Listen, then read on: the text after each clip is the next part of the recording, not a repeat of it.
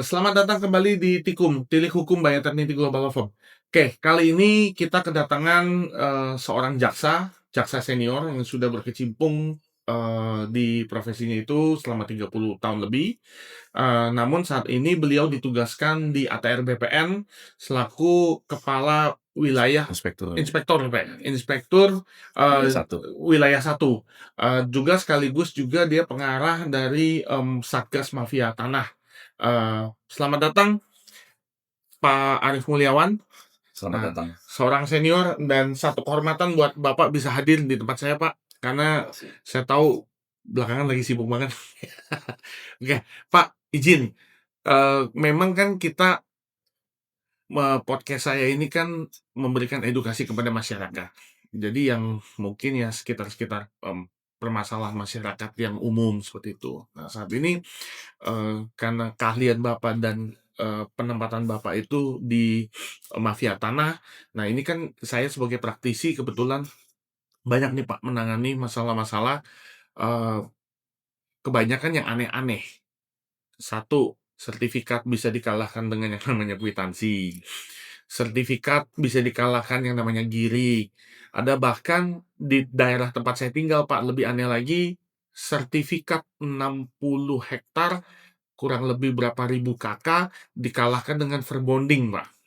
Nah, eee, kira-kira nih, Pak, pengalaman Bapak setelah Bapak masuk ke ATR BPN segala macam ini fenomena seperti ini apa yang terjadi dan gimana nih, Pak? Baik, makasih Mas Andreas. Jadi gini, memang masalah tanah itu masalah yang sangat menarik.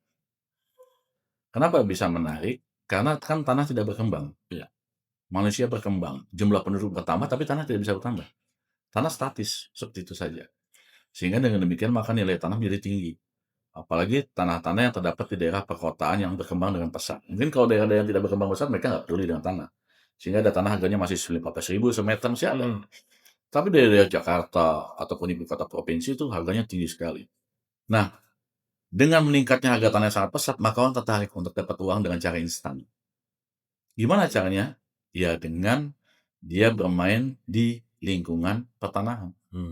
Yang kalau dia hanya berhadapan satu dengan satu, ya jadi sengketa. Tapi kalau dia sudah melibatkan banyak orang, jadi dia ada konflik pertanahan. Nah, yang agak sedikit aneh di Indonesia adalah, ini saya bilang aneh,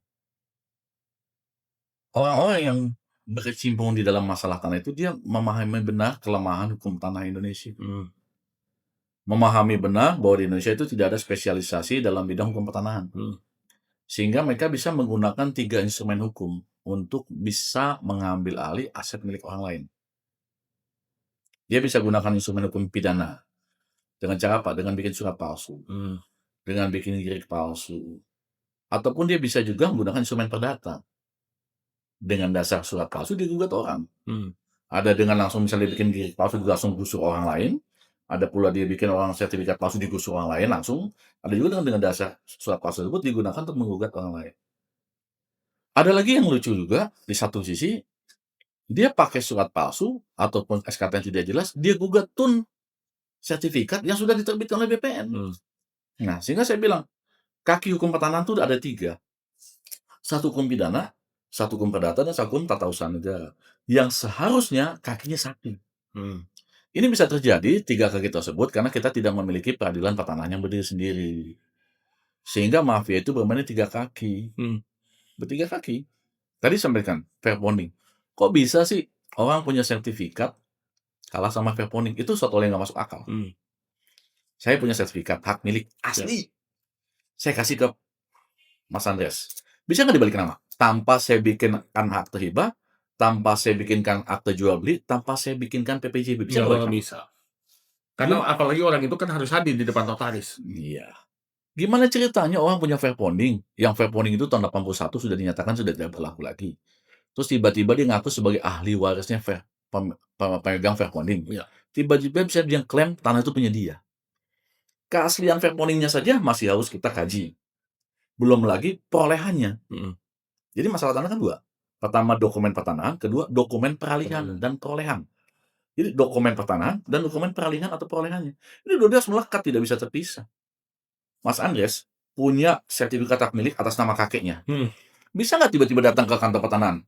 Pak, kepala kantor, saya tolong balik nama atas nama saya. Nggak bisa. Kan harus penetapan waris dulu, segala Iya, macam. harus ada penetapan waris yang dibawa. Betul nih. Ahli waris menyatakan atau penetapan tersebut menyatakan bahwa Mas Andes adalah pemilik tanah tersebut. Iya. Baru saya balik nama. Gimana ceritanya ujuk-ujuk orang punya pegang Fairponding, saya ahli waris yang nama tercantum dalam Fairponding. Tiba-tiba diklaim tuh tanah punya dia. Terus bagaimana ceritanya orang punya girik yang entah tahu giriknya kapan adanya, saya ahli waris pemegang girik. Tiba-tiba dia bisa klaim tuh tanah punya dia, sementara dia tidak menguasai fisik. Dasar Undang-Undang Pokok Agraria itu adalah sebetulnya hukum adat. Kenapa hukum adat? Dalam dalam hukum adat yang berlaku, siapa yang membuka lahan maka dia pemilik tanah. Iya. Nah, jadi dengan demikian maka penguasaan fisik merupakan suatu hal yang sangat penting dalam hukum pertanahan. Iya. Sepanjang tidak ada orang yang memiliki tanah tersebut yang dapat membuktikan kepemilikan tersebut dengan surat yang tertulis. Siapapun bisa. Makanya banyak negara itu memberikan tanah kepada masyarakat dalam bentuk pemberian hak. Iya. Terhadap tanah-tanah negara bebas. Iya. Nah, ini juga ada perbedaan pandangan. Orang di masyarakat awam, bahkan di penegak hukum, sebagian berpendapat yang disebut dengan tanah negara itu adalah aset tanah negara. Padahal tidak. Menurut Undang-Undang Pokok Agraria ataupun menurut peraturan Menteri Agraria, yang namanya tanah negara itu tanah milik Indonesia yang belum ada hak di atasnya. Jadi di Indonesia itu ada tiga kriteria atau dua kriteria. Pertama itu tanah kehutanan, kedua areal penggunaan lain. Tanah itu dibagi dalam dua kelompok. Areal penggunaan lain itu dibagi juga dalam dua kelompok. Tanah aset, baik aset pemerintah, aset masyarakat atau badan usaha, maupun tanah negara. Tanah negara itu adalah tanah Indonesia yang tidak ada hak di atasnya. Sekarang, hukum dasar hukum pertanahan kita adalah hukum adat. Jadi kalau ada orang buka tanah, buka lahan hutan, kemudian dia usahakan lahan hutan, dia punya hak untuk mengajukan permohonan hak atas tanah tersebut. Dia punya. Dia bisa mengajukan permohonan hak atas tanah, sehingga diberikan pemberian hak atas tanah. Sekarang, di Indonesia, banyak orang, dia punya Fairponding, fotokopi ataupun asli. Tiba-tiba dia klaim dia ahli waris Fairponding. Ada dua kejadian yang menarik waktu itu. Yang pertama, dulu tahun 2023 akhir atau 2024, saya lupa tahunnya. Ada seorang perempuan datang ke saya waktu itu. Saya lupa namanya. Karena datang, dia minta bantuan saya, dia mau klaim ada beberapa tanah di Bandung yang dinyatakan itu adalah miliknya dia. Karena dia ada ahli waris neneknya yang menjadi pemegang Fairponding tersebut. Saya cerita, "Ibu pegang Fairponding?" "Ada, ini." "Asli?" "Asli, Pak. Saya sudah cek di BPN." Memang iya. Di Bandung itu ada catatan salinan Fairponding, sehingga untuk ngecek aslinan Fairponding kadang-kadang petugas pertanahan juga lalai juga tuh. Dia kasih tahu aja nih Fairponding ada terdaftar. Asli. Terus apa? "Saya mau klaim, Pak, tolong bantuan saya. Minta tolong kepada saya untuk bikin kajian." Saya ketawa. "Oke, Bu, itu Fairponding atas nama kakek Ibu yang orang Belanda." Saya ceritakan, "Kalau saya punya sertifikat, saya kasih kepada Ibu, tanpa ada akte jual beli, tanpa ada hibah, tanpa ada PPJB, bisa nggak balik nama?" Nggak bisa. Lah gimana ceritanya? BPN menyatakan tuh tanah itu punya Ibu. Sementara harus dicari satu lagi. Ada nggak surat nikah antara nenek Ibu sama tuh orang Belanda? Betul. Udah ada Silsilah. iya. Sudah ada surat nikah. Mana bukti akta kelahirannya orang tuanya Ibu? Betul. Bapaknya Ibu dari itu kakek Belanda sama nenek. Betul. Itu kan. Terus mana bukti nikahnya bahwa bapak Ibu nikah sama ibunya Ibu? Terus mana bukti akta kelahirannya Ibu? Terus mana penetapan ahli waris yang menyatakan bahwa tanah tersebut milik Ibu? Nggak ada. Jangan-jangan saya ngeledek, jangan-jangan neneknya Ibu bukan bini Belanda, gundik Belanda. Begitu Jepang masuk dia kabur tuh nggak tuh gundik ditinggal aja sendirian. Sehingga begitu ditinggal, kok saya ditinggal nggak ada kejelasan nasib, dibuka lemari ada surat-surat tanah, dibawa pulang lagi surat tanah. Surat kaget namanya. Iya. Nah, kan saya bilang gitu, marah dia kan, pergi. Satu lagi, ini juga lucu nih, beberapa pengadilan mengabulkan gugatan Fairponding terhadap sertifikat. Ada tetangga saya, advokat, saya nggak tahu kalau dia advokat sebenarnya, minta bantuan saya bikin kajian juga. Nah, saya kebetulan dosen ngajar juga. Dia bilang, "Pak, tolong bantu saya menggugat Kempinski, klien saya." Apa dasarnya? Fairponding, Pak.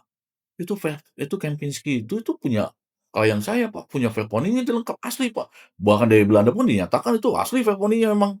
Terus gimana ceritanya? "Iya, Pak, mohon bantuan." Saya diam. Saya ngomong sama dia, "Ibu masih NKRI nggak?" Gitu nih. "Oh, saya NKRI." "Bu, bayangkan Bu, kalau saya mendukung penggunaan Fairphone untuk menggugat Kempinski. Besok begitu Kempinski menang, dia menang. Saya yakin menang lah. Hakim kan kita nggak tahu pola pikirnya mesti memenangkan Fairphone kan. Iya. Sehingga Kempinski diwajibkan untuk membayar ganti rugi kepada pemegang Fairphone yang nggak jelas apakah dia memang punya hak atau tidak. Besok akan ada orang lagi punya Fairphone-nya Istana Negara. Iya, betul. Besok orang pegangan gugat lagi punya Fairphone-nya Monas.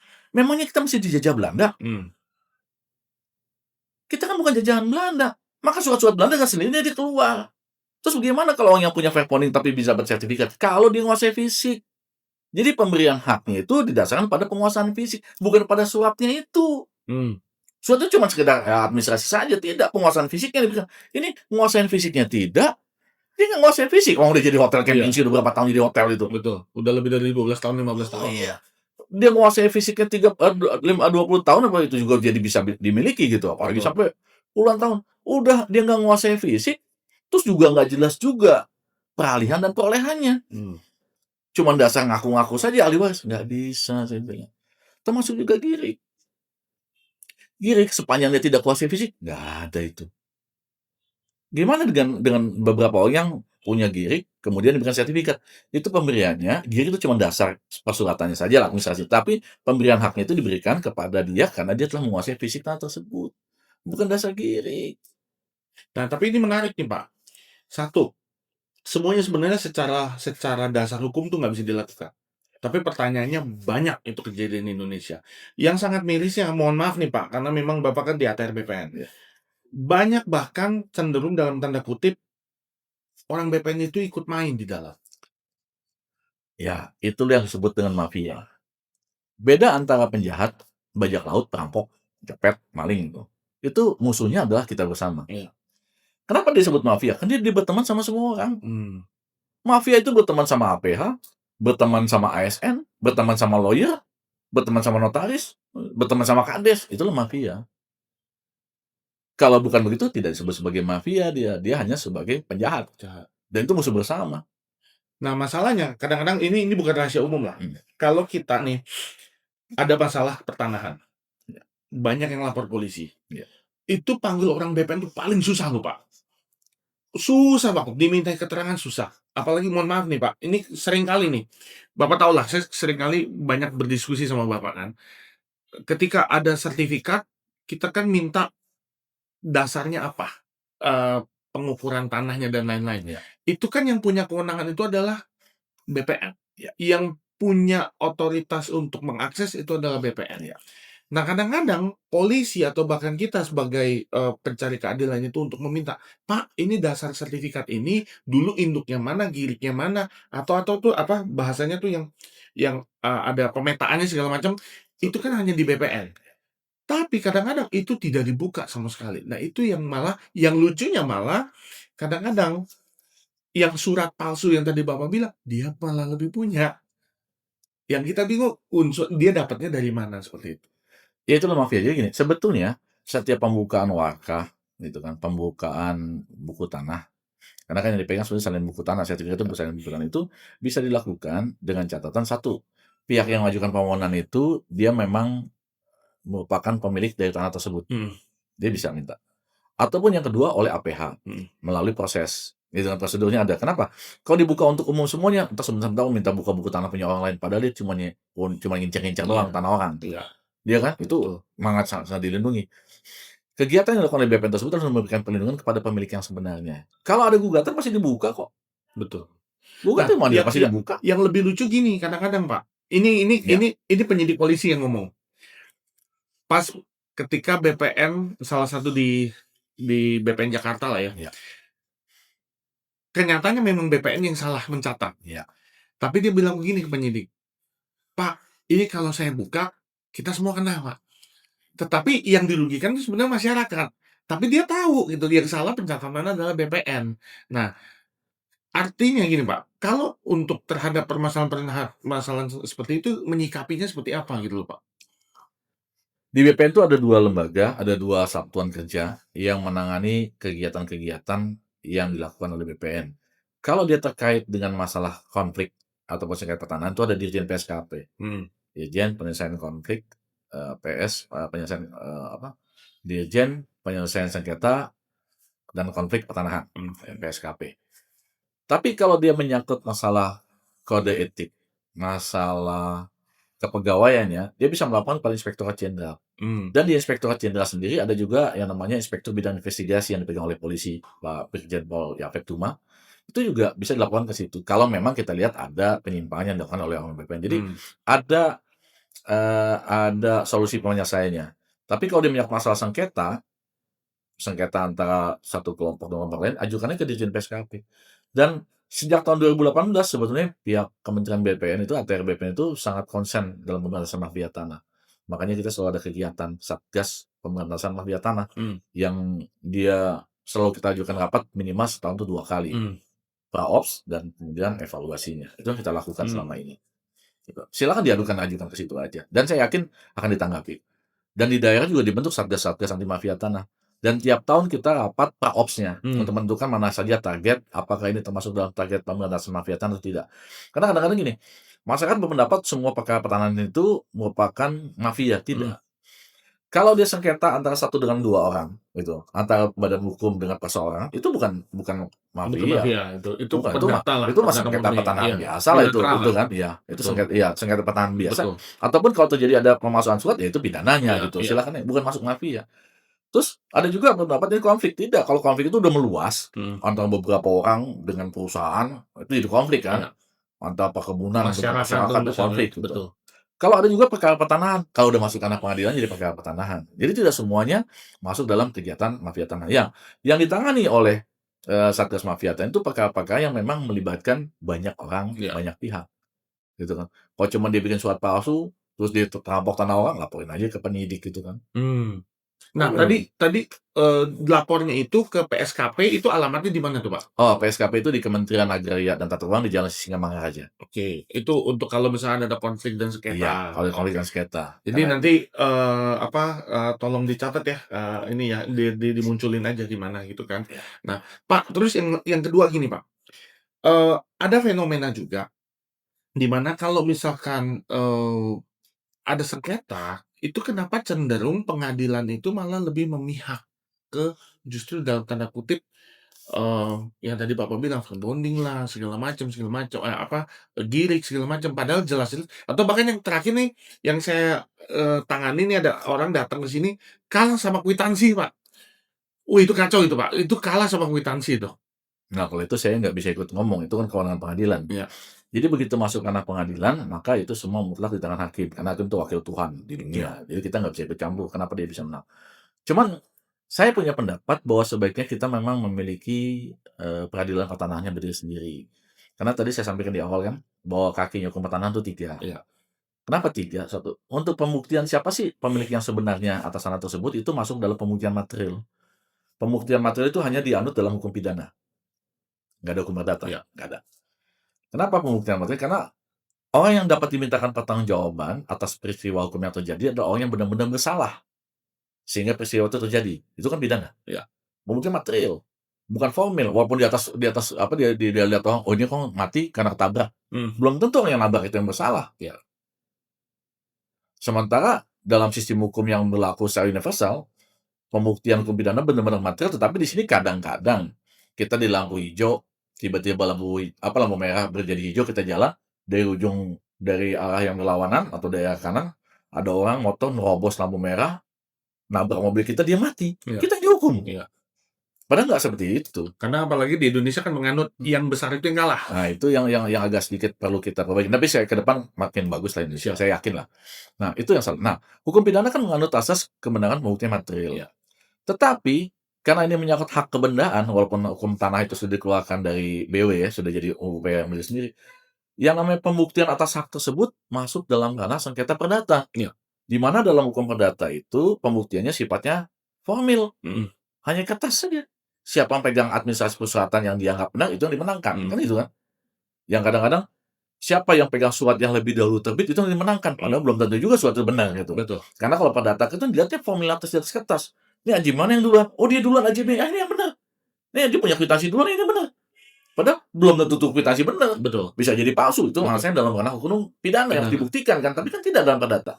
Sedangkan administrasi pertanahan itu tunduk kepada peradilan tata usaha negara karena merupakan perusahaan pejabat tata usaha negara. Iya. Nah, ini kan jadi dispute. Hukum pertanahannya harusnya diatur secara tersendiri, masuk dalam ranah 3 kaki ini. Mhm. Sehingga mafia bermain. Satu sisi dia bikin surat palsu, dengan dasar surat palsu gugat tanah orang, dengan dasar surat palsu digugat Tun juga sertifikat yang sudah terbit di atas tanah tersebut. Nah, ini pernah kejadian nih Pak, izin Pak, saya potong. Ini saya mau minta pendapat Bapak. Ada nih A dengan B bersengketa. A gugat si B. Iya. A menang. Iya. Di PT dia menang. Sampai kasasi dia menang, Pak. Kemudian melihat seperti itu, si B itu Tun, Pak. Iya. Tun B yang menang, Pak. Iya. Nah, ini saya pernah ditanya sama salah satu kepala BPN lah di Jakarta, Pak. Bang, kalau kayak begitu, kita harus eksekusi yang mana, Bang? Nah, saya juga jawabnya bingung. Di perdata, secara perdata, si A menang sampai kasasi. Di Tun, si B yang menang. Jadi yang bingung adalah orang tengah, yang BPN ini.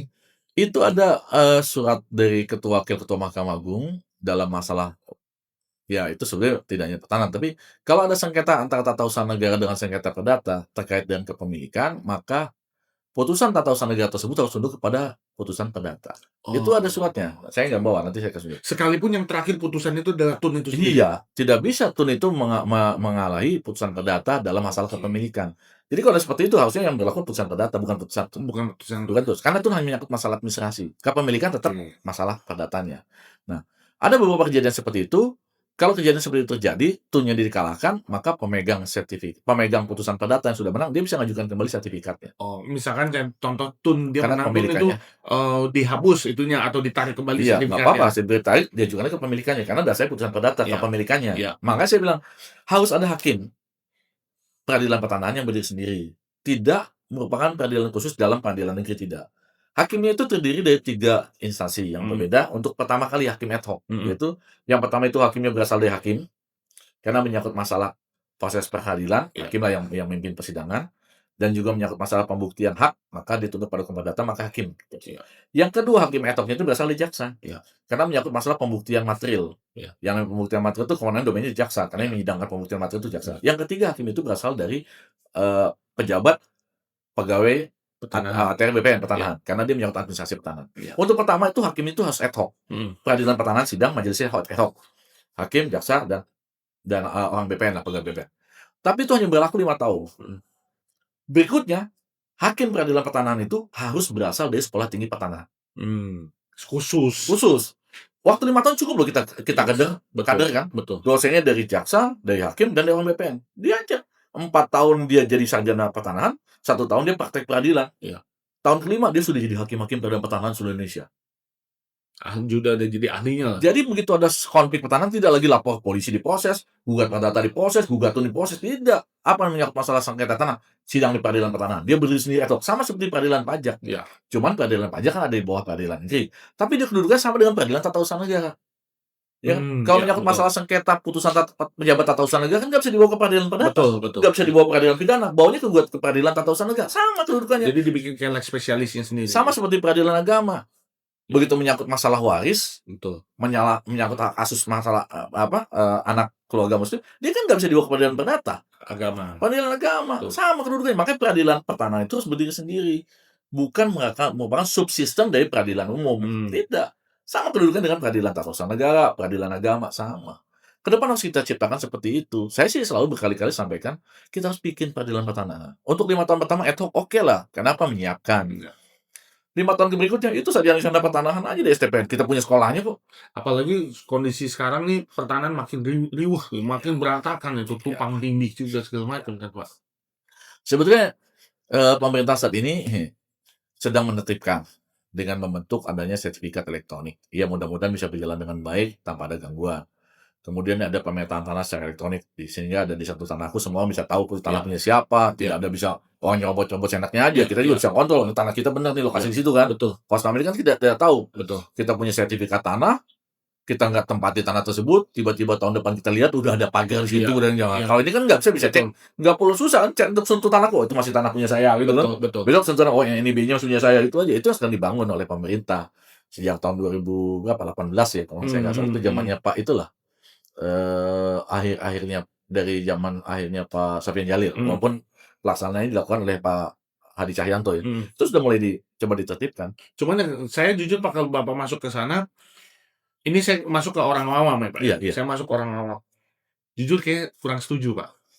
Kenapa Pak? Ini saya masih melihat banyak kelemahan. Iya. Kalau di Indonesia itu sudah seperti Singapura atau negara-negara maju boleh Pak. Karena saya punya pertanyaan, mungkin pada saat itu, Menteri Pertahanan yaitu Pak Sofyan Djalil itu melihat dari segi kota besar. Iya. Tapi bagaimana dari orang-orang yang masih di gunung Pak? Iya. Yang jangankan internet Pak, kita ngomong listrik aja masih belum ada, Iya. gitu kan. Apalagi ya, saya tahu itu sertifikat, elektronik karena saya juga udah ada satu tuh Pak, Iya. elektronik. Dan itu saya tahu berpusat datanya di BPN. Iya. Mohon maaf, kita kemarin aja dibobol kan, kementerian apa tuh yang data kependudukan itu Iya. dibobol sama hacker gitu kan. Nah itu pertanyaan saya Pak, apakah sistem kita sudah sekuat itu atau jangan-jangan mohon maaf nanti, yang kita khawatirkan, saya dengan istri masih hidup, kita bisa bertahan. Saya nggak pernah jual, gitu kan. Tiba-tiba kalau saya meninggal, istri meninggal, anak, anggaplah anak gitu kan, nanti tiba-tiba kucuk-kucuk, rumah kamu atau tanah kamu sudah jadi milik saya. Oh nggak bisa, ini kan sertifikatnya, punya gitu kan segala macam. Oh nggak bisa, itu kan kamu punya itu kertas, ini elektronik, pencatatan di BPN. Iya. Apalagi ya mohon maaf, saya bukannya ada diskreditkan, tapi banyak oknum-oknum pegawai BPN, banyak ikut main. Iya. Yang sekarang pakai buku aja banyak yang bermasalah, apalagi nanti, Pak. Iya. Tujuan awal dari adanya KKP atau pendataan hutan itu ada supaya masyarakat sama-sama ngontrol. Ya. Itu prinsip utama. Terus bagaimana dengan yang di gunung yang tidak menguasai? Iya, kan ada penguasaan fisik. Ya. Penguasaan fisik. Itu diberikan untuk perlindungan pada orang-orang yang memang dia punya tanah di daerah, tapi dia menguasai fisik di daerah, tapi bisa kontrol tiap saat. Jadi begitu ada perubahan, dia bisa langsung komplain saat dia ada perubahan. Iya. Ya memang semua pasti ada kelemahan, ada kekurangan.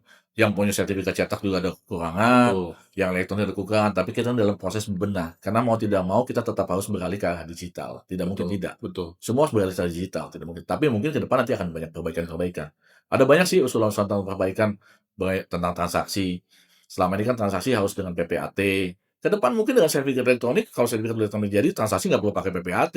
Pandes mau jual tanah saya atau saya jual tanah Pandes, kita sama-sama ke BPN. Bagaimana digital signature-nya? Ya pakai tanda tangan, pakai tanda 5 jari kan bisa. Tanahnya punya siapa? Punya Pak. Coba cek. Saya klik, oh iya betul itu tanahnya di sistem kita. Oke, kita jual ke Pak Andres. Udah saya jual Pak Andres, begitu saya pakai tapak tangan saya nyatakan dijual, diterima sama Pak Andres pakai tapak tangan, udah beralih itu. Betul. Di sana di BPN. Kan bisa seperti itu ke depan. Menghemat biaya juga kan. Menghemat biaya kan. Dengan begitu kan begitu cek siapapun mau ngecek tanah tersebut harus yang bersangkutan. Betul. Nggak harus pakai cap jempol. 5 jari kalau begitu nah kan selesai kan. Pakai terdetek kan kalau ditanya orang nggak bisa. Transaksi pun harus yang bersangkutan yang harus datang. Tapi itu pun juga harus koordinasi dengan dinas kependudukan lagi, Pak. Iya, kalau pada saat dia meninggal juga harus ada surat keterangan ahli waris segala macam. Dia tetap harus ada. Betul. Makanya ada nanti satu data semuanya. Tidak bisa lagi. Jadi mestinya data pajak, data keuangan, data kependudukan, data kepemilikan tanah itu harus single data. Tapi kalau ini juga menarik nih, Pak. Kalau mengenai penguasaan fisik. Iya. Ini ada satu case nih, Pak. Lucu nih. Secara hitam di atas putih, sertifikat itu sudah dimenangkan sama pihak lain. Iya. Penggugat lah ya, penggugat. Bahkan sampai kasasi. Padahal yang digugat itu tanahnya berbeda, Pak. Tanahnya yang satu misalkan di lokasi sana, yang ininya digugatnya di sini. Iya. Dimenangkanlah di sini. Iya. Nah, ini kalau kita ngelihat ini ada kotor lah gitu kan. Iya. Nah, tapi penguasaan itu sudah dikuasain sama ahli waris itu sejak bapaknya meninggal itu sekitar 15 sampai 20 tahun ya. Dan tidak pernah dilimpahkan kemana-mana. Iya. Saat ini dia tinggal di dalam, tetapi di penguasaan fisik. Tapi karena yang pihak yang lainnya itu memenangkan, dia berusaha untuk menguasai, ditutup Pak semua pagar Pak. Nah, ditutup semua pagar, giliran kalau nanti si yang ninggalin di situ ngerusak, dilaporin polisi Pak pengerusakan. Tapi giliran itu dia nggak bisa keluar Pak. Secara itu kan, ya kita ngomong lah, itu memang trik masing-masing Pak ya. Iya. Tapi inilah yang saya sangat agak ngenes lah kita bilang gitu, ngenes gitu kan. Si pemilik tanah yang secara, ini udah menguasai fisik segala macam, dan secara notabene kita sudah mengajukan ke pengadilan, itu salah objek, Iya. kita lapor ke polisi, polisi nggak berani, tapi giliran nanti kalau di kerangkeng, itu kita ngerusak seng loh bahannya, Pak, dilaporkan ke polisi. Ya, makanya saya bilang, inilah makanya harus ada peradilan pertanahan. Karena yang namanya itu mafia. Itu bahkan itu terjadi di mana? Jakarta Selatan, Pak. Iya, itu mafia. Makanya harus ada peradilan pertanahan. Nah, sekarang gini, ini kan fenomena yang sedang ini terjadi adalah siapa yang dilindungi? Dalam hukum perdata hampir 99% hakim berpendapat pembeli yang bertikat baik dilindungi undang-undang. Iya, betul. Pemilik yang sebenarnya tinggal. Ya kan? Saya misalnya, saya adalah bagian dari satu korporasi miliknya X gitu. X punya anak buah Y dan Z. Kemudian Y dan Z itu satu, kita bagian anak buahnya X. Saya ngincar tanahnya Pak Andres. Saya bikin surat palsu. Dengan dasar surat palsu, saya terbitkan sertifikat. Ya, dengan dasar surat palsu, saya terbitkan sertifikat. Begitu saya terbitkan sertifikat, maka sertifikat tersebut saya jual lah kepada Z. Oleh Z dijual kepada Y, oleh Y dijual kepada X. Begitu Pak Andres tahu tanah tiba-tiba ada sertifikat online, gugat ke pengadilan. Betul. Sidang. Hampir 90% yang dimenangkan adalah X. Karena dia pembeli yang bertikat baik di undang-undang. Padahal tidak pernah ada. Tidak pernah transaksi.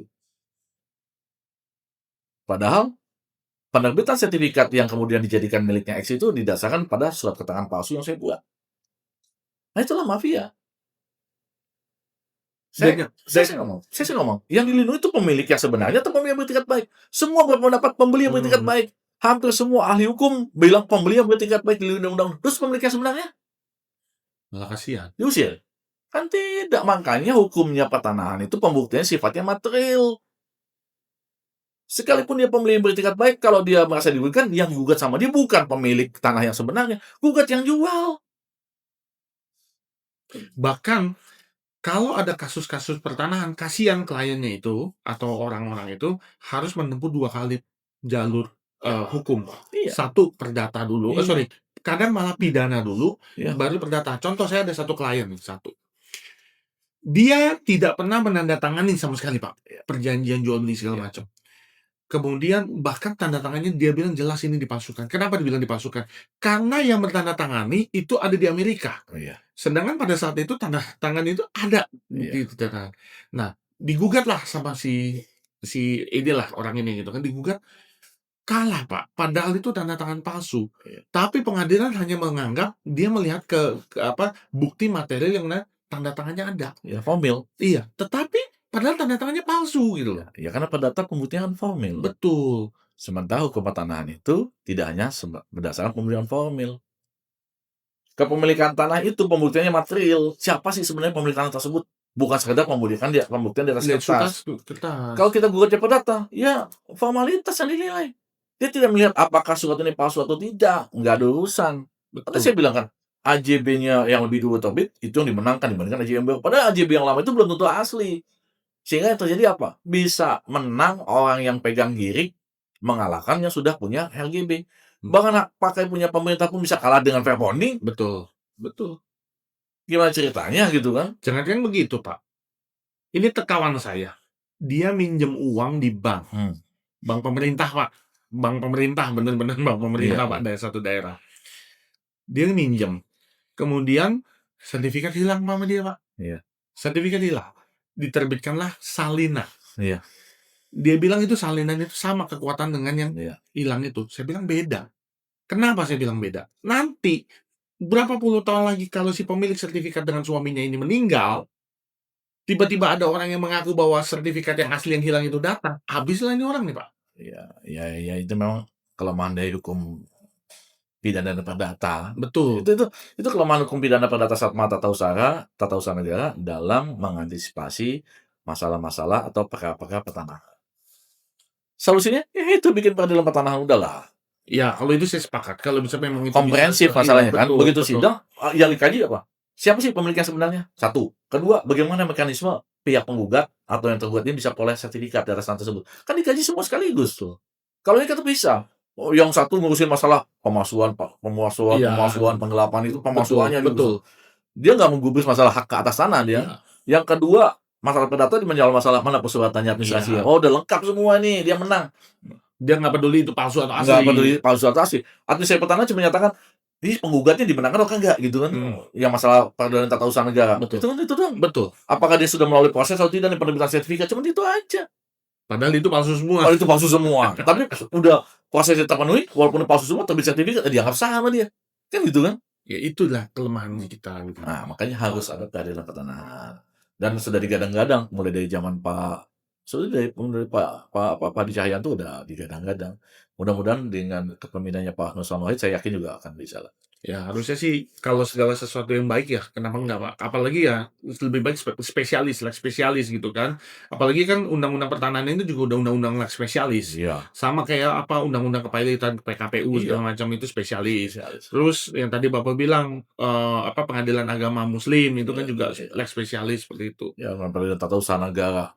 Kan tidak bisa lagi walaupun kita anggap keputusannya tidak benar, keputusan pejabat tata negara, SK gubernur tidak benar, nggak bisa kita laporin gubernur ke polisi ya. Iya, betul. Ya, Betul. nggak bisa. Itu Betul. kan SK gubernur, gugat tun.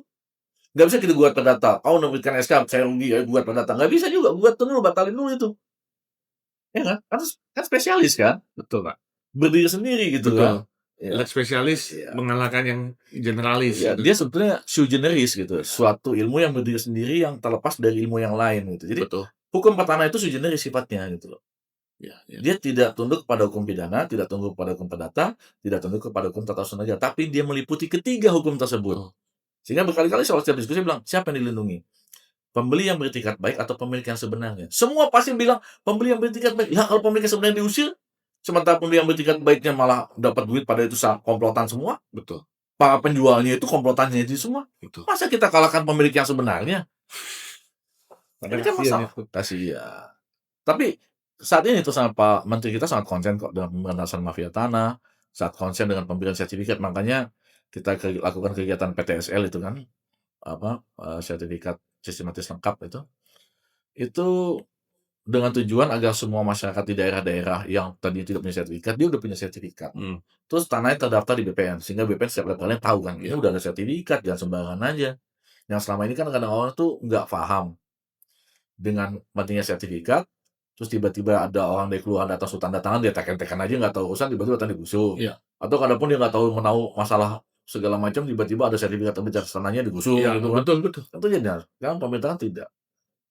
Sejak dari zaman Pak Hadi, itu sudah mulai program, terus Pak AHY dan Pak Nusron ini kan kita udah Iya. gencar sekali sertifikasi tanah Iya. dan pendataan tanah secara elektronik supaya semua itu bisa mantau, bisa nilai. Jadi kalaupun itu bukan tanah kita, lihat, oh itu tanah udah punya orang. Loh kok tiba-tiba beralih gitu? Loh tiba-tiba tanah itu hilang? Ketahuan kan?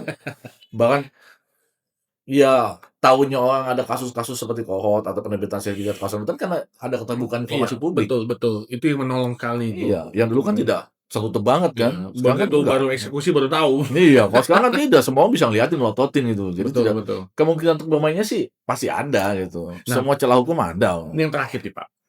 Berapa hari ini ada berita kalau menurut saya ini menarik tetapi, bisa dibilang ini pemerintah blunder atau apa nih? Karena dibilang Bapak. Bapak mungkin berapa hari ini dengar, Pak, tanah yang ditelantarkan 2 tahun akan diambil kembali oleh pemerintah.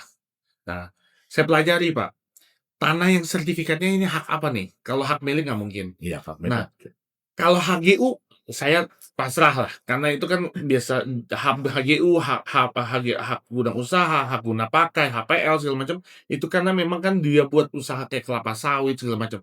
Ini HGB, Pak.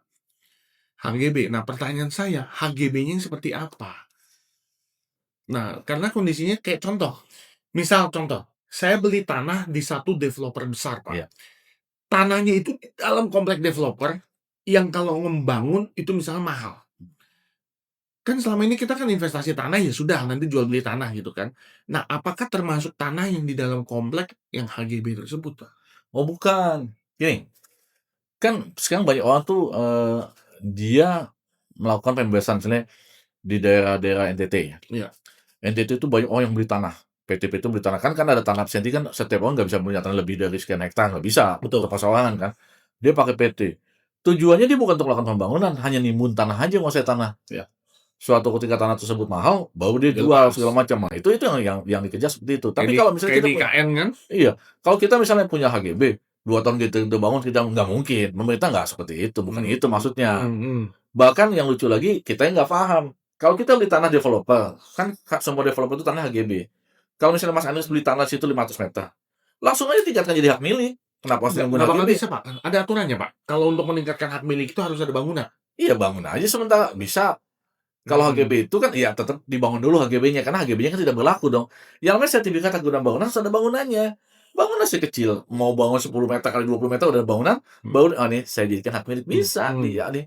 Yang lucu adalah banyak kawan-kawan kita punya sertifikat HGB, dia tidak mau tingkatkan hak milik. Dianggapnya abai aja sampai HGB-nya mati gitu kan. Iya. Terus apakah negara akan ngambil? Tidak. Ada dua proses penerbitan hak guna bangunan.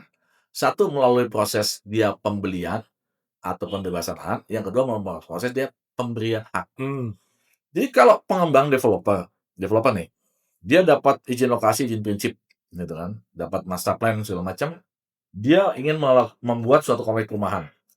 Kemudian dia beli tanah tersebut, beli dari masyarakat, beli dari HGB, beli dari hak milik, beli tanah gig, segala macam dia beli.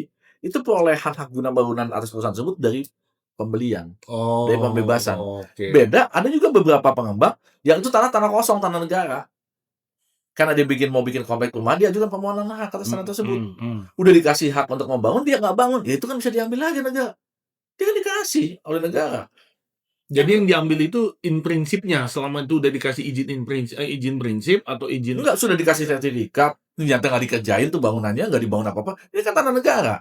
Katanya dia mau bikin perumahan, minta permohonan hak, dikasih hak guna bangunan atas tanah tersebut. Kalau dikasih senilai 10 hektar, terus nggak dia apa-apain. Lah terus ngapain? Tapi kalau beli kan beda. Dia beli dari masyarakat.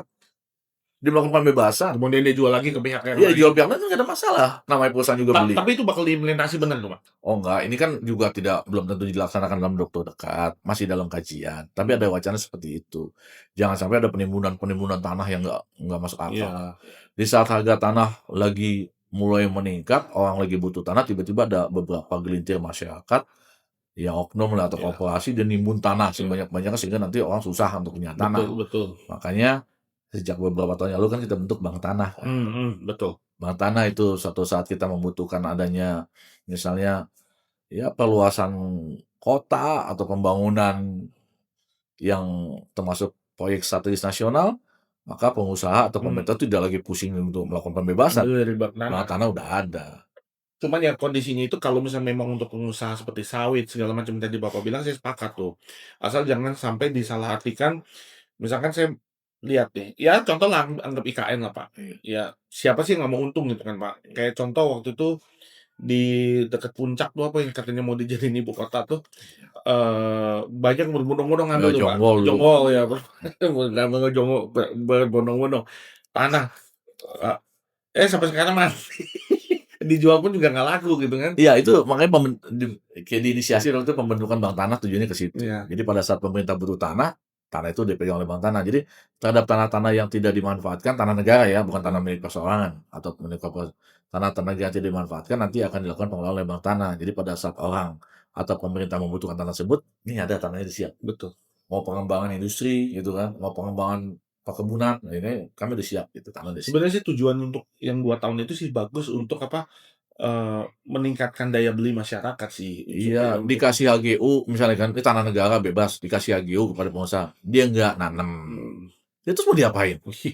Ya wajar dong pemerintah daripada dikasih ke pengusaha terus nggak diapa-apain, ya ambil aja sama negara kasih kepada masyarakat. Kan gitu. Pemberian hak ya, bukan jual beli ya, pemberian hak kan. Kan sebagian besar HGU itu adalah pemberian hak, sebagian besar ya. Hanya sebagian kecil aja dia beli dari masyarakat. Itu kan dari tanah-tanah negara. Makanya yang kita tahu itu ya HGB-nya itu. Kalau HGB enggak lah. Kalau HGB tidak lah, nggak mungkin, negara kan bijak. Nggak mungkin lah, kalau untuk misalnya HGB, saya punya HGB nggak dipakai 2 tahun diambil, ya enggak lah kalau HGB seperti itu sih, enggak. Tapi kita perpanjang, Ya, kalau itu 25 setiap 25 tahun, tahun iya kan. kita perpanjang lah. Itu seperti kayak apa, Ancol tuh HPL tuh kan, itu kan dipakai memang penduduk tuh, PRJ segala macam itu kan HPL semua itu, Pak. Iya. Emang banyak sekarang berita-berita yang tidak benar lah, hoax itu ada aja kan, Betul. yang ya kita juga cermat lah. Makanya justru saya nanya ke ahlinya, Pak, ke Enggak, pas itu gitu, enggak seperti apalagi itu. apalagi berapa hari ini kan lagi naik terus tuh berita itu kan, gitu kan. Itu HGU seperti itu, dikasih HGU 20 tahun nggak diapa-apain. Iya, Sementara masyarakat butuh, daripada dikasih pengusaha terus pengusaha nggak berani, kenapa dikasih perkebunan rakyat aja, biar betul. masyarakat jadi transmigran di situ kan. Saya kalau kayak begitu apa ceritanya yang itu loh, Pak, yang tanah yang di daerah Mega Kuningan tuh, Mmm, yang gede itu di belakang JW Marriott tuh, mhm, atau Ritz-Carlton tuh, itu kan gede sekali tuh, Pak. iya. Wah, 2 tahun nggak dibangun tuh diambil sama pemerintah. Sebenarnya gini ya, dalam sistem hukum yang berlaku secara universal maksudnya, jadi pemerintah itu bisa ngambil alih tanah-tanah yang disengketakan yang bertahun-tahun nggak ada tidak Ya, ada kepastian. Gimana caranya? tanah hantu kan? Iya, gimana cara dengan cara jaksa pengacara negara ngajukan penetapan kepada pengadilan. Oke. Jadi ini ada sengketa tuh kan di daerah Sudirman Tamrin itu kan juga tanah Banyak yang bertahun-tahun kan. banyak. Wah, daripada nggak dimanfaatkan, jaksa dalam undang-undang jaksa untuk dan atas nama negara loh jaksa itu. Iya iya. Untuk dan atas nama negara ajukan gugatan ke pengadilan perdata, minta penetapan hakim, tanah itu diambil oleh negara. Iya. Kan itu, Untuk kepentingan untuk publik. kepentingan publik diambil oleh negara, serah tebang tanah atau jadikan tanah negara bebas. Jadi siapapun bisa mengambil alih tanah. Itu kan kewenangan negara. Negara menguat bumi, air dan kekayaan alam yang terkandung di dalamnya dikuasai oleh negara. Iya iya iya. Negara melalui siapa? Tidak berdasarkan tentang negara sendiri, ada jaksa pengacara negara. Iya JPN itu mengajukan gugatan, minta penetapan pengadilan atau mengajukan gugatan atas untuk dan atas nama negara. iya. Undang-undang kejaksaan menyatakan gitu. Untuk dan atas nama negara. Ada. Minta penetapan hakim, bahwa tanah tersebut diambil alih untuk negara. Selesai. Sengketa nih, bertahun-tahun nggak selesai-selesai tuh. Konflik segala macam, visi dikuasai si A, surat dikuasai si B, ngebangun nggak bisa, izin nggak bisa terbit. Ya negara masuk di situ lah. Itu kalau nggak mau damai, gua ambil Iya, dah gitu loh. damaikan, selesaikan, kagak mau udah jaksa ajukan minta penetapan hakim itu diambil oleh negara. Jaksa yang turun, karena mewakili negara jaksa. Iya iya. Jaksa pengacara Iya. turun dong sana. Bisa, Iya iya. bisa. Tapi Banyak gitu. saya setuju tuh, Pak, dengan, wacana dibuatnya pengadilan pertanahan Ya, sih. pengadilan. Seperti kayak pengadilan militer segala macam kan. Saya sih setuju ya mudah-mudahan lah, podcast ini didengar sama anggota DPR atau apa yang berkepentingan gitu kan yang lebih Cukup 5 tahun ad hoc. mmm, Begitu dibentuk tahun ini, ad hoc pertama, ya dari hakim, jaksa dan orang BPN, STPN udah dibentuk penyidik, ya. Diajarin tuh semua. Masalah hukum pertanahan, masalah sejarah tanah, adat-adat, semua lah. Hukum tanah adat, tanah verponing, tanah iya, apa belajar semua. Terus belajar hukum acara, belajar hukum pembuktian. Kan betul itu. betul. 4 tahun jadi sarjana hukum pertanahan, setahun dia praktik di pengadilan. Suruh sekolah hakim lagi, Cakim. Iya, 1 tahun aja praktik Iya pengadilan, jadi hakim pertanahan iya keluar. Gitu, atau sekolah lagi hakim boleh 1 tahun jadi praktik. boleh. Jadi 4 tahun dia sarjana hukum pertanahan, setahun dia peradilan, praktik di pengadilan atau sekolah hakimnya, Betul keluar langsung udah nggak ada lagi jaksa hakim dan orang BP-nya jadi hakimnya, udah sarjana hukum pertanahan khusus di situ kan. betul betul. Sama seperti, pengadilan agama semua kan Iya diisi sama IAIN iya, kan. betul Dan betul. IAIN sekarang jadi apa, universitas negeri kan. Iya, ilmu Kan agama Islam. IAIN agama Islam semua jadi hakim pengadilan agama kan nggak Betul ada orang luar. betul betul. Oh, semua sarjana agama semua IAIN kan di situ, semua, IAIN SAG semua. semua kan Betul jadi hakimnya, kan spesifik dia. betul betul Kalau dikasih orang luar dia belum tentu paham tentang hukum waris, betul. belum lagi kompilasi hukum waris. Waduh, yang mohon maaf ya Pak, kita sebagai advokat tetapi saya disuruh waris muslim karena memang saya bukan muslim, Iya. puyeng Pak. Ada teman saya muslim aja juga karena memang dia nggak nanganin perkawinan, di perceraian muslim, pusing juga dia mah. Kan spesifik kan Iya, ilmunya. betul. Makanya sama tanah juga gitu, kalau enggak ya seperti ini. Ada yang pakai jalur pidana, ada yang jalur perdata, jalur tun. Udah menang pidananya, dilaporkan gugat Betul, tunnya. Udah kalah tunnya dibuat perdata. iya makanya seperti itu. Kalah perdata tiba-tiba di PK pidana. Ya, udah kalah pidana pegat tun di PK lagi. Jadi Gimana jadi ceritanya ini kepastian? tumpang tindih, Iya. kepastian hukum, Iya. tumpang tindih kepastian hukum. Nah giliran ditanya semua juga bingung. Coba peradilan agama, nggak bisa kemana-mana kan? Iya. Sengketa waris, udah sidang peradilan agama. Nggak puas di pengadilan tingkat pertama, banding nggak puas kasasi, selesai. Dia nggak bakal bisa ke peradilan perdata biasa gitu. Sama seperti gugatan SK menteri atau SK gubernur atau SK dirjen, nggak bisa di kemana-mana kan? Ketun, Gugat tun, nggak puas di pengadilan tingkat pertama ke PT Tun, Iya. nggak puas ke Mahkamah Agung, kasasi. nggak bisa dilaporkan, saya pelaporan polisi nih, gitu kan? Oh, karena camat bikin surat keputusan Nggak bisa, Kecuali gugat tuh. palsu, Kecuali kalau pemalsuan beda lagi kan. Betul. Kalau pemalsuan, tapi kalau keputusan itu dikeluarkan memang benar, ya gugat tata usaha negara, nggak bisa kemana-mana. Iya Kan ada benar, Pak. kepastian hukum. Jadi lebih baik gitu, jadi satu pintu. Iya. Jadi bahwa bukan hanya cuman, ininya juga formil tapi materialnya juga dilihat gitu loh. Jadi hukumnya adalah pembuktiannya material, kepemilikannya adalah formil, administrasinya adalah peradilan tata usaha negara. Iya. Jadi tiga itu nyatu dalam satu sistem peradilan. Nggak ada lagi, wah tanah saya siapa orang, kita lapor polisi. Nggak perlu. Itu kan tanah saya, kenapa dipegang sama dia? Oh, gugat peradilan lagi. Peradilan pertanahan. Gugat langsung situ ya. Sistemnya mau di mekanisme perdata sama seperti peradilan tata usaha negara. Saya Mekanisme rasa dengan perdata. begitu tuh kejadian mafia tanah akan turun jauh tuh, Pak. Pasti. Udah nggak Dan bisa mafia lagi. tanah yang benar tadi Bapak bilang, menggunakan loophole hukum yang ada gitu. Kalau misalnya, "Oh, lu mau lapor polisi, lapor," gitu kan. Iya. Atau kalau mau pengadilan bisa bertahun-tahun tuh, kadang-kadang bisa Nggak sampai selesai. 10 tahun itu, Betul, Pak. betul. Nggak selesai-selesai. Sehingga pemilik yang sebenarnya justru akan tersingkirkan. Yang lucu bahkan yang tadi saya cerita di Jakarta Selatan, Pak. Udah dimenangkan sampai kasasi, sampai sekarang tuh dia nggak berani eksekusi karena pengadilannya tahu itu salah objek. Iya. Nggak berani itu dieksekusikan gitu kan. Jadi ngegantung gitu. Iya, jadi ngegantung. Jadi kasihan kan yang pemilik tanah yang Iya. aslinya gitu. Pemilik tanah itu mafia banget itu, Bang. Kalau seperti itu kejadiannya ya Tapi harus. malah dikurung pakai seng gitu kan. Akhirnya dia lewat ke tetangga di belakang, dia keluar masuk buat beli makanan gitu kan. Itu mafia. Ya mudah-mudahan nanti APH ya penyidik juga lebih peka lah untuk segera ditangani kalau memang ada pemalsuan Betul, suratnya, betul. ada rekayasa dalam penunjukan lokasi. Karena di beberapa tempat juga dia lelangnya di mana, dikuasai tanahnya di mana Itu gitu. dia, Kan biasa. itu dia. Kan seperti itu. Kan harusnya pembuktian terbalik. Dia pernah ada transaksinya, oh dia bilang cash. Ini nggak mungkin Pak, 1 miliar, 2 miliar. Taruhlah 1-2 miliar masih oke gitu kan. 4-5 miliar sampai 10 miliar cash begitu kan Iya. lucu. Kalah nge-cash. Fotonya nggak ada gitu kan. Ya itulah mafia di situ namanya. Mafia di momen itu 3 kaki itulah dipidana, perdata maupun tata usaha negara. Ya ini yang sudah benahi. Saya yakin ke depan akan lebih baik kalau makin banyak orang yang care tentang keadilan. Ya mudah-mudahan podcast ini akan lebih banyak lagi Amin Pak. Thank you, mengundang Pak. orang-orang yang lebih care dengan keadilan. Siap, Karena siap. seperti yang disampaikan oleh Pak Jaksa Agung Pak Profesor Burhanuddin bahwa keadilan itu tidak ada di dalam buku, nggak ada dalam undang-undang. Itu tegas banget beliau sampaikan. Keadilan itu tidak ada dalam buku, keadilan tidak ada dalam undang-undang, keadilan itu dalam hati nurani. Betul. Kan itu. Apa tolak ukurnya? Ada. Menimbang. Apa tolak ukurnya? Kalau kejadian yang menimpa yang bersangkutan menimpa kita, apa yang kita lakukan? Yes. Itulah hati nurani. Jadi kita jangan berpikir undang-undang seperti jangan. Makanya Pak Jaksa Agung sangat progresif. Makanya dibentuklah namanya penyelesaian perkara melalui pendekatan keadilan restoratif. Karena kan progresif di situ. Pak Jaksa Agung nih, care banget dengan keadilan. Nggak ada dalam undang-undang, nggak ada dalam buku. Undang-undangnya nggak menyatakan seperti itu. Hati nurani pakai. Ini layak nggak dihukum? Jadi bahasanya, perbuatlah itu kepada orang lain apa yang kamu ingin diperbuat orang lain kepada kamu. Iya, seperti itulah kalau keadilan kan hati nurani kan. Iya, Hati betul. nurani kita, hati nurani jaksa. Pak Jaksa Agung jangan mengajukan penuntutan asal-asalan. Wow, tegas beliau. Kalau ada, copot itu. Makanya kejaksaan kan sekarang, Karena ketat. Pak Jaksa Agung nih saya terus terang ya, masyarakat tingkat kepercayaan kan tinggi banget tinggi dengan sekali. kejaksaan. Dan saya sekarang salut dengan memang kejaksaan sekarang sih. Ya mudah-mudahan Tegas sekali. iya, mudah-mudahan tetap dia bisa berjalan seperti ini di rel. Dengan dukungan pemerintah tentunya. Kejaksaan tidak bisa jalan sendiri tanpa dukungan pemerintah dan tanpa dukungan masyarakat semua. Tapi kan masyarakat sudah dukung banget kan. Betul. Itu nurani. Ya masyarakat malah sekarang beralih Pak ke kejaksaan Pak. Lebih dilihat lebih bisa dibilang humanis lah. Iya, itu. Humanis dan lebih bukan berkeadilan, berhati nurani. Ya itu yang diharapkan semua. Makanya beliau saya sangat inilah. Kami semua sangat apa ya?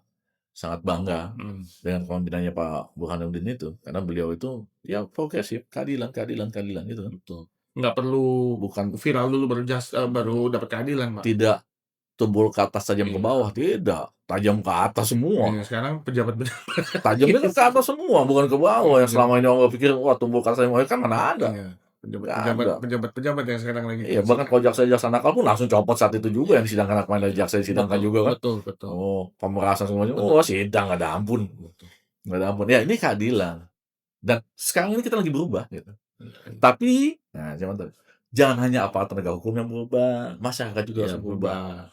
Karena ada sebab, ada Iya, akibat. ya advokat juga harus berubah, gitu. Betul Semua berubah lah. betul. Kalau memang dia salah, kasih tahu dia salah, jangan belain juga kan gitu. Sepakat, kalau itu saya sepakat. Iya, udah salah Nah, dibelain terus, wah kayak asal kasus, ya jangan iya. juga. Kalau Kalau semua tidak mau berubah susah kita. makanya nama advokat pun juga, ya banyak masyarakat juga menilai itu advokat juga namanya juga jelek di masyarakat. Ada yang main dua kaki, Ya, ada kadang-kadang bela tiba-tiba main sama seberang gitu loh, Pak. Itu banyak tuh, Pak, terima sama seberang gitu kan. Nah itu yang paling penting kan dijaga hati nurani sama nama baik sebenarnya. saya sebetulnya punya cita-cita satu, mudah-mudahan advokat satu organisasi loh. Saya pribadi ya, kenapa sih bisa pakai pecah-pecah undang-undang kesehatan menyatakan satu single single.